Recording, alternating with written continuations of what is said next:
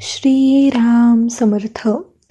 जयाचा जनी जन्मनामार्थ झाला, जयाने सदा वासनामात केला. जयाच्या मुखी सर्वदा नाम कीर्ती, नमस्कार त्या ब्रह्मचैतन्य मूर्ती. जय जय रघुवीर समर्थ. श्रीराम. परमपूज्य प्राध्यापक के.व्ही. बेलसरे लिखित श्री ब्रह्मचैतन्य गोंदवलेकर महाराज चरित्र आणि वाङ्मय या पुस्तकातील पुढील वृत्तांत. भाग 8. पुन्हा काशी यात्रा. सन 1905 ते 1907. दुसरी काशी यात्रा. सन 1897 साली श्री महाराज नैमिषारण्यामध्ये जाण्यास निघाले होते. त्यावेळी रामरायाच्या डोळ्यांतून अश्रुपात झाल्यामुळे त्यांचे जाणे रहित झाले.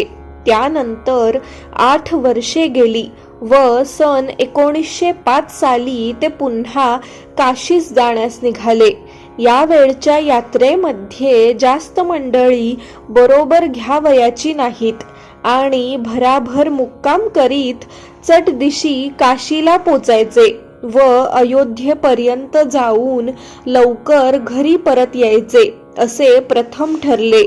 त्याप्रमाणे प्रत्येक कुटुंबामधील एक किंवा दोनच माणसे घेण्याचे ठरवून याद्या तयार झाल्या. परंतु पहिल्या यादीमध्ये 25-30 माणसांची नावे येऊ लागल्याने श्री महाराज स्वतःच आणखी एक नाव सुचवू लागले. हे पाहून काही लोकांनी आपणच आपली नावे यादीमध्ये घातली आणि अखेर निघण्याच्या वेळी 100 माणसे श्री महाराजांच्या बरोबर निघाली. ज्या दिवशी गोंदवले सोडावयाचे त्या दिवशी गाड्यांमध्ये सामान भरून झाल्यावर श्री महाराज श्रीरामाच्या दर्शनासाठी आले. त्यांनी अत्यंत प्रेमळपणाने रामरायाचा निरोप घेतला. नंतर सर्व लोकांच्या समक्ष आपली कफनी झाडून दाखविली व बोलले, "पहा रे बोवा, माझ्यापाशी कवडी देखील नाही."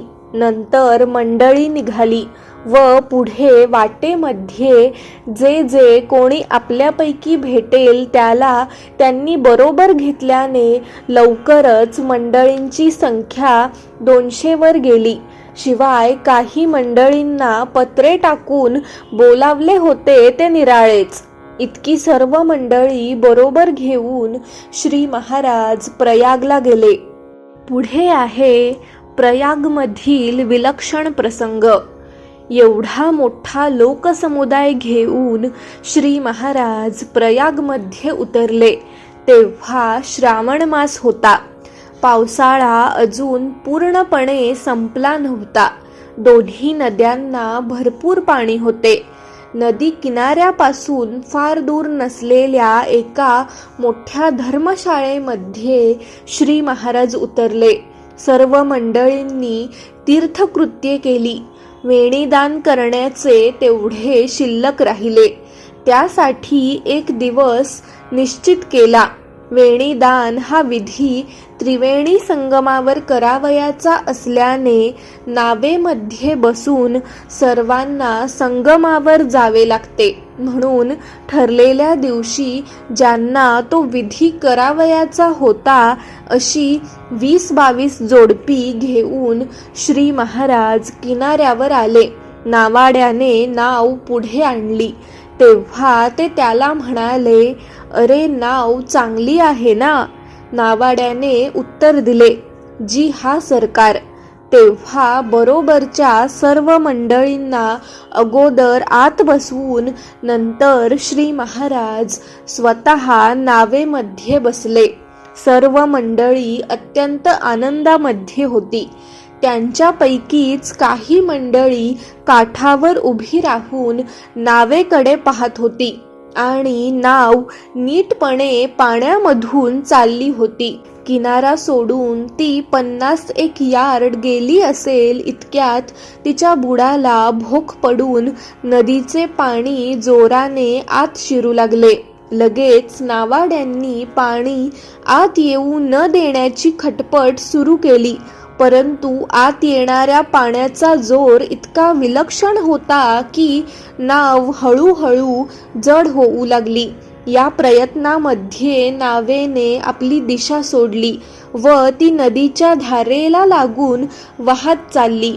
नावाडी पाणी काढण्याचा प्रयत्न जोपर्यंत करीत होते तोपर्यंत आतील मंडळींना विशेष भय वाटले नाही. पण त्यांच्या प्रयत्नांची शिकस्त होऊन जेव्हा पाणी हटेना तेव्हा श्री महाराज हसून शांतपणे त्यांना म्हणाले, आज गंगा आपल्यावर प्रसन्न झाल्यासारखी दिसते. आपण सर्वांना आज ती पोटात घेऊन पावन करणार आहे असे वाटते. त्यांचे हे शब्द ऐकल्यावर मात्र नावेमधील सर्व जोडप्यांची आपण आता बुडणार अशी खात्री झाली आणि एकदम गोंधळ झाला. काही लोकांनी मृत्यूचे ते भयंकर स्वरूप पाहून दोन्ही हातांनी आपले तोंड झाकून घेतले, तर काही लोक श्री महाराजांच्या बरोबर आपण जगाचा निरोप घेत आहोत या कल्पनेने स्वतःला भाग्यवान समजून शेवटच्या क्षणाची वाट पाहत बसले. काही फार थोडे लोक मनात म्हणाले की वाटेल ते झाले तरी श्री महाराज सर्वांना सांभाळून नेतील आणि म्हणून खरोखरीच स्वस्थपणे सर्व प्रकार बघत होते. परंतु काही स्त्री पुरुष इतके घाबरले की ते मोठमोठ्याने महाराज मला वाचवा असे ओरडायला लागून श्री महाराजांनाच त्यांनी घट्ट मिठी मारली. आपल्या मंडळींची भीतीने अशी स्थिती झालेली पाहून श्री महाराज मोठ्याने म्हणाले, बाळांनो, घाबरू नका. राम आपला पाठीराखा आहे.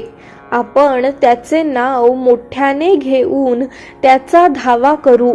असे बोलून ज्या भोकांतून पाणी आत येत होते त्याच्यावर आपली कफनी ठेवून श्री महाराजांनी आपल्या पायाने ती दाबून धरली आणि गोंदवल्यास रामरायाच्या समोर ज्याप्रमाणे सहज भजनाला ते उभे राहत तितक्याच सहजपणे मोठ्या ऐटीने पवित्र्यामध्ये उभे राहून त्यांनी दोन्ही हात वर पसरले आणि जय जय श्रीराम, जय जय श्रीराम असा घोष करून टाळ्या वाजविण्यास आरंभ केला.